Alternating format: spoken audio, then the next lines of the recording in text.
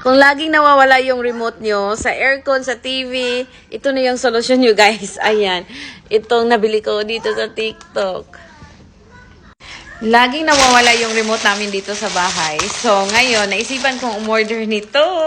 Ayan. May adhesive na daw nga kasama. Hopefully, mayroon na siyang adhesive. Ay, mayroon na. Ayan. So, dalawa yung in-order ko. Hala. Ayan. Ganito pala siya. So, open natin. Murang-mura lang to, guys. Ah, oo. May kasama na. Ayan. So, bali, may parang ganito siya. So, pag dikit mo, dapat nakadikit na ganyan. Tapos, ganyan. Okay. Got it.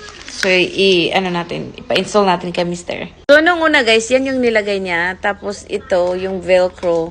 Pero, lagi siyang natatanggal. Ayan. So, ngayon, hala, buti na lang nakita ko to sa TikTok. Ayan. Pero dapat naka-up. Okay. Tapos, ang dali lang pala, no? Tapos, ayan. Ilagay na. Tadang! May lagay na kami ng aming remote. Pwede sa remote sa TV. Ayan. Pero maganda yan. Kasi hindi nawawala yung mga remote nyo dyan. Ayan.